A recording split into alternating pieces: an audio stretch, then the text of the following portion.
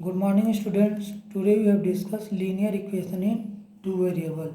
First of all, what is linear equation? Linear equation means an equation having maximum power of variable is 1.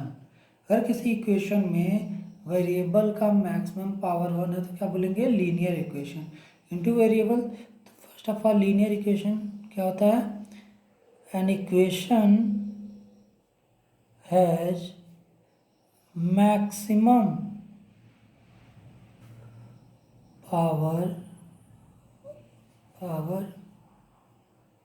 of variable is 1 and having two variables. This is known as linear equation in two variables. Standard form. What is standard form in linear equation in two variable? Standard form is ax plus by plus c equal to 0, where a, b, c are constant. Constant means numbers. All numbers are what? Constant होते हैं. And x and y are variables. This is the form of linear equation in two variable. देखिए यहाँ पे variable का maximum power क्या है? 1 यहाँ पे भी है. y का मैक्सिमम पावर क्या है? 1 यहाँ पे भी है. तो क्या हो जाएगा? लीनियर इक्वेशन हो गया. और दो वेरिएबल है, एक x है, एक y है. तो इसी को बोलेंगे linear equation in two variable. First question, the cost of notebook is twice the cost of a pen. Write a linear equation in two variable to represent the statement. According to problem, क्या लिखा है? Cost of notebook. तो cost of notebook को क्या जूम कर ले हैं? एन. कास्ट ऑफ नोटबुक को N is means equal to twice. Twice का मतलब है 2 into cost of pen. Cost of pen को क्या जूम कर लिया? एक्स.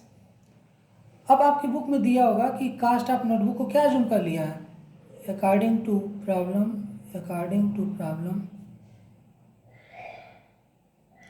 बुक में क्या दिया है? कास्ट ऑफ नोटबुक को एक्स दे रखा है, तो नोटबुक को क्या माना है? एन. तो यहाँ पे रख लेंगे एक्स इक्वल टू 2, और कास्ट ऑफ पेन को क्या दिया हुआ? वाई. तो हो जाएगा 2 into Y. This is your answer. Cost of notebook को क्या जूम किया है? N is means equal to twice means 2 into cost of pen मतलब पी. अब अकॉर्डिंग टू प्रॉब्लम स्टेटमेंट में दिया हुआ है कि कास्ट ऑफ नोटबुक को एक्स एज्यूम कर ले रहे हैं और कास्ट ऑफ पेन को वाई, तो X equal to 2 into Y यहीं पे पुट कर दिया. Next question, express the following linear equations in the form A x plus B Y plus C equal to 0 and indicates values of A B C in each case. यहाँ पे पहले क्या करेंगे? जो एक्सप्रेशन है इस फॉर्म में होना चाहिए, मीन्स सारे टर्म्स इक्वल के एक साइड होंगे, लेफ्ट हैंड साइड में. A x plus B Y plus C equal to 0. तो पहले क्या करेंगे? फर्स्ट में सारे टर्म को एक साइड शिफ्ट करेंगे. उसके बाद देखते हैं अगर एक्स का जो कोफिशिएंट होता है वो क्या होता है? ए होता है. अगर एक्स का टर्म नहीं दिया है, इसका मतलब क्या है कि ए की वैल्यू 0 होगा. वाई का कोफिशिएंट क्या होता है? बी है. यानी y का टर्म अगर नहीं दिया तो y को b क्या हो जाएगा? 0 हो जाएगा. और c कांस्टेंट सिंगल नंबर होना चाहिए, और उसमें किसी टाइप का कोई वेरिएबल नहीं होना चाहिए. तो ये ध्यान रहे कि x का कोफिशिएंट a होता है. अगर x का टर्म नहीं दिया मीन्स a क्या हो गया? 0. y का कोफिशिएंट b. तो सिमिलरली इसको चेंज करेंगे इस फॉर्म में. पहले क्या करेंगे? सारे टर्म को इक्वल के एक साइड शिफ्ट करेंगे. प्लस है ट्रांसपोज करेंगे -3 बार इक्वल टू 0. क्या बताया? x का कोफिशिएंट a होता है, y का कोफिशिएंट क्या होता है? b होता है, और कांस्टेंट क्या हो जाएगा? -9.35 बार. सिमिलरली यहाँ पे सारे टर्म इक्वल की एक साइड है तो हमें कोई प्रॉब्लम नहीं है. अब सीधे इक्वेट करेंगे. x का कोफिशिएंट कुछ भी नहीं है तो क्या होगा? 1.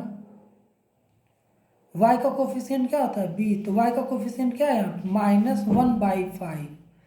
-1/5 एंड कांस्टेंट टर्म क्या हो गया? -10. This is your answer. Next question, यहाँ पे क्या है, पहले सारे टर्म को इक्वल के एक साइड शिफ्ट करेंगे तो क्या होगा, -2x प्लस 3y प्लस 6 से ट्रांसपोज करेंगे -6 इक्वल टू 0। तो यहाँ क्या मिलेगा, x का कोफिशिएंट क्या होता है, a होता है, तो इक्वल टू -2, y का कोफिशिएंट b है तो 3 एंड कांस्टेंट टर्म क्या हो गया, -6। यहाँ पे भी शिफ्ट करिए सारे टर्म को एक साइड, x प्लस 3y इधर जाएगा तो क्या होगा, -3y इक्वल टू 0। अब क्या हो गया, x का कोफिशिएंट a होता है तो a कोई नंबर नहीं है तो 1 हो जाएगा, y का कोफिशिएंट b होता है तो -3, और इसमें कांस्टेंट टर्म दिया ही नहीं है, कांस्टेंट यानी केवल नंबर नहीं है, दिस मीन्स क्या है, 0 हो जाएगा। यहाँ पे शिफ्ट करिए, -5 है, ट्रांसपोज करेंगे तो +5 इक्वल टू 0। एक्स का कोफिशिएंट क्या हो गया, ए, वाई का कोफिशिएंट बी, इसमें भी कोई कांस्टेंट टर्म नहीं है, केवल नंबर नहीं है तो सी क्या हो जाएगा, 0। यहाँ पे देखिए सारे टर्म इक्वल की एक साइड है तो एक्स का कोफिशिएंट क्या हो गया, ए। देखिए इसमें वाई का टर्म नहीं दिया है, वाई का टर्म नहीं दिया है, इसका मतलब क्या है कि बी की वैल्यू क्या हो जाएगा, 0, और कांस्टेंट क्या हो जाएगा, 2। यहाँ देखिए x का टर्म नहीं दिया है, x का टर्म नहीं दिया है, इसका मतलब a क्या हो गया होगा, 0 रहा होगा। y का कोफिशिएंट b है तो b का क्या हो गया, 1, और कांस्टेंट टर्म क्या हो गया, -2। यहाँ पे पहले एक साइड शिफ्ट करिए सारे टर्म को, तो 2x इसको 2x को ट्रांसपोज करिए तो -2x प्लस 5 इक्वल टू 0। अब x का कोफिशिएंट क्या होता है, a, तो -2, y का टर्म है नहीं है तो y का टर्म नहीं है, इसका मतलब क्या है, b हो गया 0, और कांस्टेंट टर्म क्या हो गया,